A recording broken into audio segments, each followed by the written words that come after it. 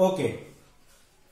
So now I will derive the boundary condition on H vector. So suppose we have an interface. This is a surface separating two media. So above this surface we have medium 1 and below this surface we have medium 2. Now we are doing this topic, that is boundary condition of H. H is 1 by mu 0 B minus M. M is the magnetization vector. Okay. So this is our topic. Now in medium 1, this H vector is, I am labeling it as H1, and in medium 2 H vector is H2. Now to derive the boundary condition on H, we take a rectangular loop.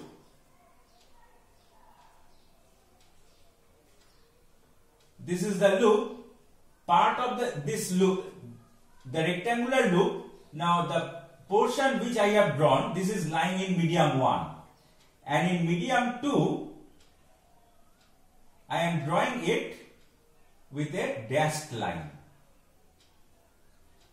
So this is a rectangular loop, half of which is in medium 1 and half of which is in medium 2. Now this is the line. Okay. Now this rectangular loop, length of this length is L. L is the length of the loop, and I am assuming that this width of the loop, epsilon, is vanishingly small.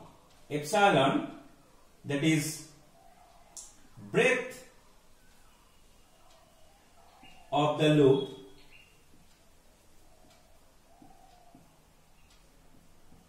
is vanishingly small.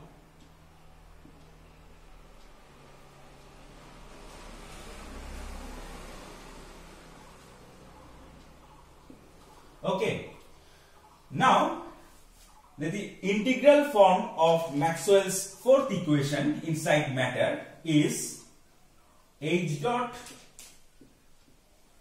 dl over a loop C, that is equal to IF enclosed plus ddt of integration d dot ds.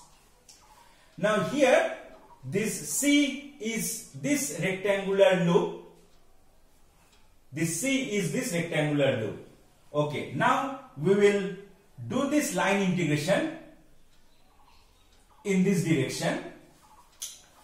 Now since the width of the loop epsilon is vanishingly small, therefore the area of this rectangle is also vanishingly small. So area of the rectangular loop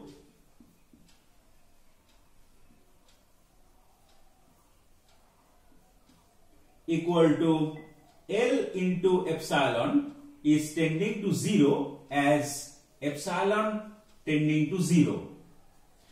Now since this area of the rectangle is vanishingly small, so here this is the surface integration over the surface S enclosed by C. Now C is our this rectangular loop, so S is the surface of this rectangle.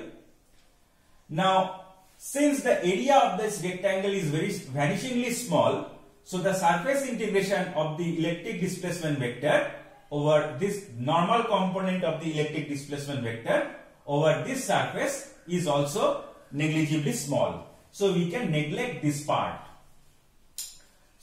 And also in this line integral, I can split this line integral into 4 parts. One over this, one over this, another over this, another over this.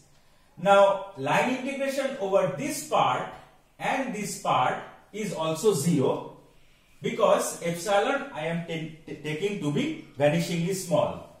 So this line integral will be just splitted into 2 parts, one along this line and another along this line.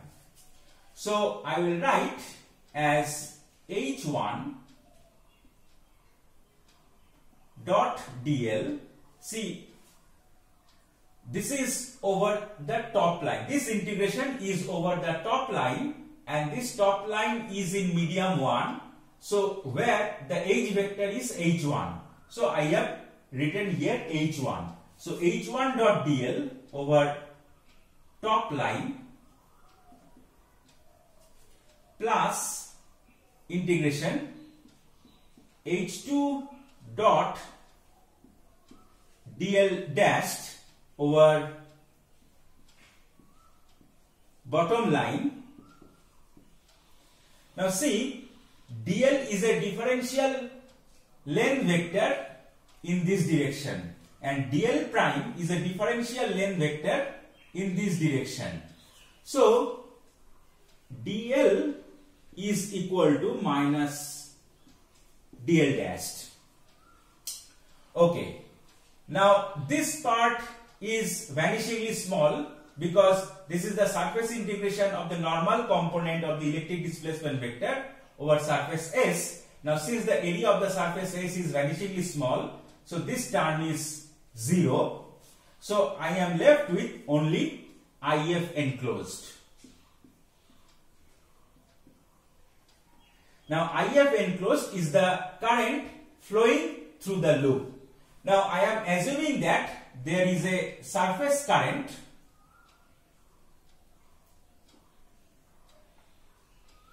KF. KF is the this is the free surface current density vector. Now surface current density means current per unit length where the length is taken perpendicular to the direction of the current flow. So surface current density, actually surface current density means the amount of current crossing unit length when the unit length is held normal to the direction of the current flow. So Kf is the free surface current density vector. Now what is IF enclosed? Now IF enclosed I can write in terms of Kf vector. IF enclosed is actually Kf dot m cap, where m cap is a normal vector to this loop. M cap is a unit normal vector to this loop. So Kf dot n cap. Now the loop, this rectangular loop has length L, so the net current flowing through the loop is obtained from here by multiplying it with the length L. So this is IF enclosed. Okay, now I will modify this equation slightly. See, if n cap is a unit normal vector to the surface and L cap is a, suppose L cap is a unit vector along this direction, so n cap cross L cap will be along m cap. This is given by right hand thumb rule. So m cap is equal to n cap cross L cap. So I can write IF enclosed as, so I will write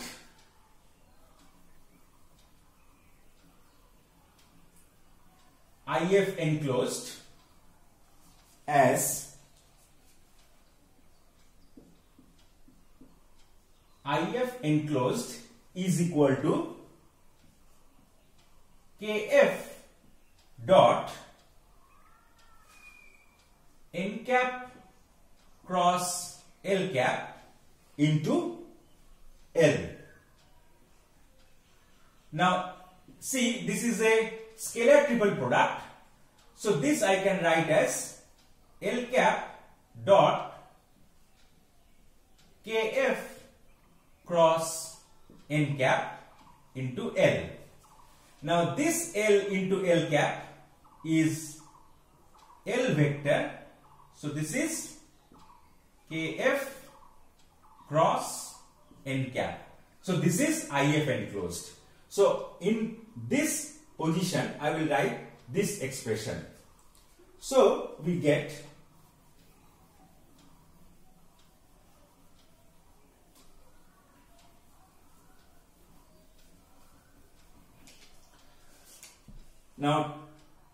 taking into account this, so integration h1 dot dl over top line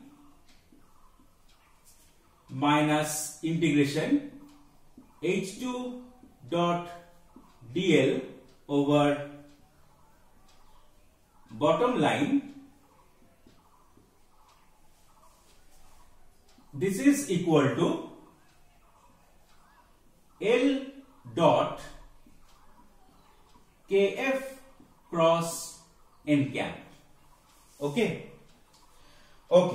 Now I will assume that this length is also so small that H1 is almost constant over this length L.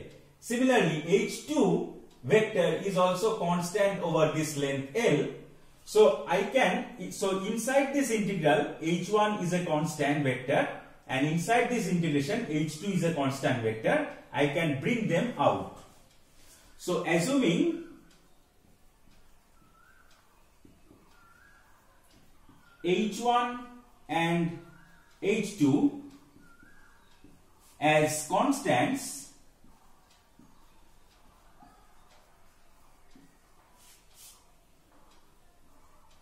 in the top and bottom line respectively,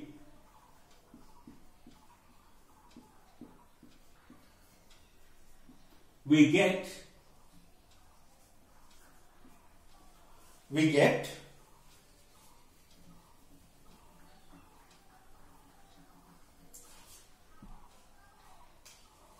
H1 vector. This comes outside this integral sign.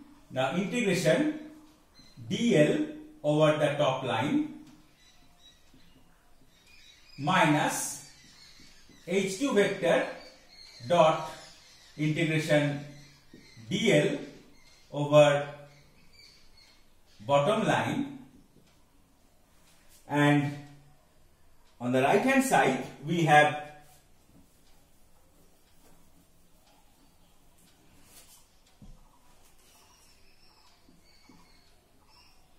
L dot KF cross N cap. Okay. Now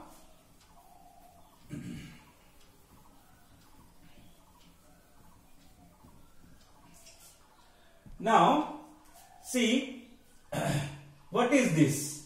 This is the L vector. This is this L vector. So I can write H1 dot L vector minus H2 dot L vector, that is equal to L dot KF cross n cap. Okay. Now H1 vector, we have this interface. Now H1 vector, I can resolve it into two components, one parallel to the interface and one perpendicular to the interface. Similarly, H2 vector also I can resolve into two components, one parallel to the interface, another is perpendicular to the interface. So H1 vector I can write as H1 parallel plus H1 perpendicular. Similarly, H2 I can write as H2 parallel plus H2 perpendicular. So what happens?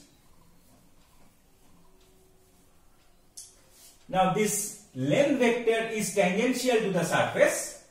So H1 dot L cap is actually H1 parallel plus H1 perpendicular dot L cap. Now see, H1 perpendicular is perpendicular to L vector also. L vector also. So this dot product will be 0. So we will have only H1 parallel dot L vector. Similarly, H2 dot L vector is also can be written as H2 parallel dot L vector. So this equation I can write as H1 parallel dot L vector minus H2 parallel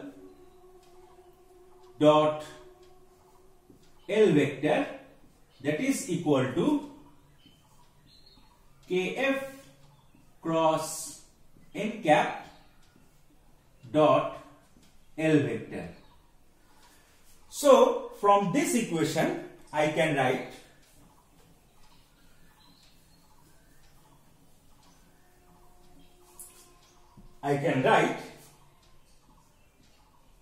H1 parallel minus H2 parallel, that is equal to Kf cross n cap. So this is the boundary condition on the parallel component of H vector at the interface. We see that H1 parallel is discontinuous at the interface by amount Kf cross n cap.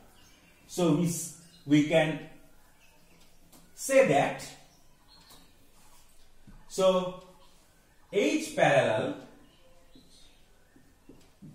means component of H vector parallel to the interface. H parallel is discontinuous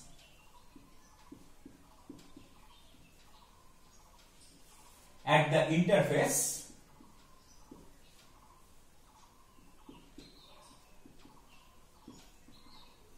containing free surface current by amount Kf cross n cap.